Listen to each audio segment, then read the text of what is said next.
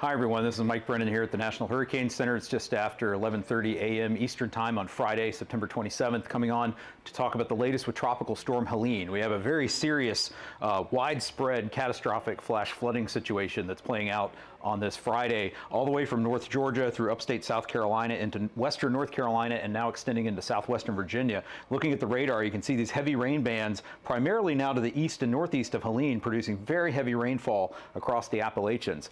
We have Helene right now centered just to the southwest of Bryson City, North Carolina as of 11 o'clock this morning, moving very quickly to the north still at 32 miles per hour. Maximum sustained winds now are down to 45 miles per hour. So while the winds are decreasing, there still is a wind threat across much of South Carolina, portions of eastern Georgia, and western North Carolina this morning, where we are still seeing tropical storm force winds, especially in gusts. But the primary threat right now is really the flooding, and these are the flood watches and warnings that are in effect everywhere you see in green, all the way from near Roanoke, Virginia, southward along the Blue Ridge Parkway through western North Carolina, through Asheville, Greenville, down to Atlanta, and everywhere you see blinking in red here is what we call a flash flood emergency, and that means that there's catastrophic, life-threatening flash flooding going on. Lots of water rescues, water getting into homes and buildings, the potential for dam failures, especially in a couple of places here in western North Carolina. So those flash flood emergencies are in effect for places like Asheville, Morganton, Lenoir,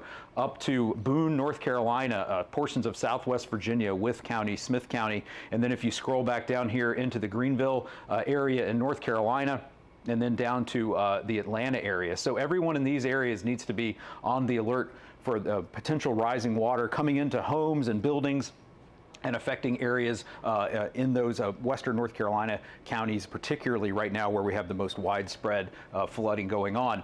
If we move ahead now to talk about the rainfall risk for the rest of the day, we're really concerned about everywhere you see colored in yellow, and from the yellow into the red, and especially this pink area that includes Asheville, Boone, where we have those flash flood emergencies in effect. That's where we're going to see that catastrophic and life-threatening urban and flash flooding playing out, as well as landslides, especially in western North Carolina. We've already seen reports of some landslides today.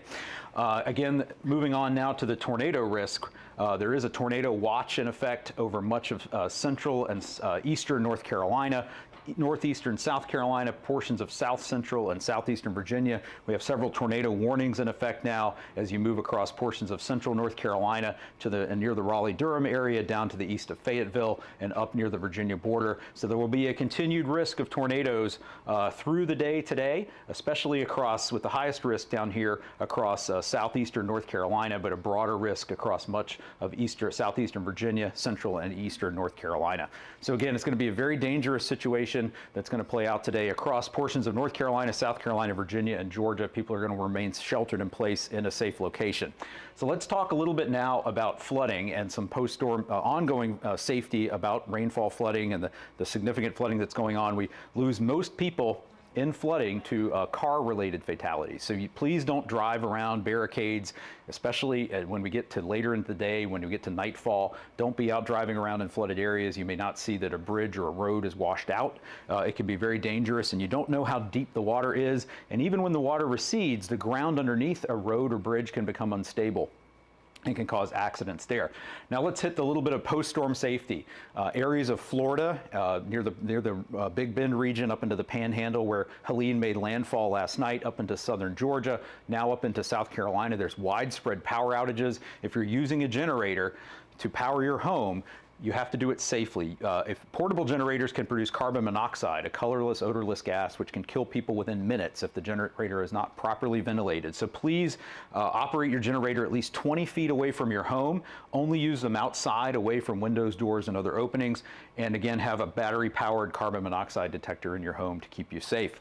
Other post-storm safety advice, especially in these areas that have been affected by flooding or by storm surge, it can be very dangerous in the post-storm environment. Near damaged buildings, you don't want to go in there. There can be structural damage, collapses, there can be gas leaks. You have to watch out for downed power lines that are still live and can cause electrocution. And you don't want to walk or drive through flooded waters. There can be bacteria, chemicals, unsafe materials in that water that can cause you to become sick or get injured. So a few takeaways here as we move on with this 11 a.m. update for Tropical Storm Helene. We have historic, catastrophic, and life-threatening flash and urban flooding, including significant landslides across portions of the southern Appalachians, and that's going to continue through this evening.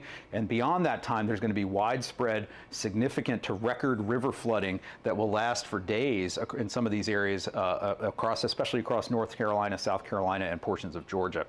Damaging wind gusts are going to continue over portions of Georgia, the Carolinas, and even west of the Appalachians into Tennessee and Kentucky today, particularly over the higher terrain of the southern Appalachians. And then finally, again, with these long-duration power outages, please be safe in the post-storm environment and use those generators safely.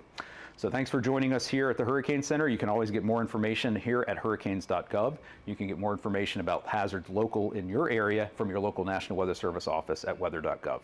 Thanks for joining us. I'm Mike Brennan at the National Hurricane Center.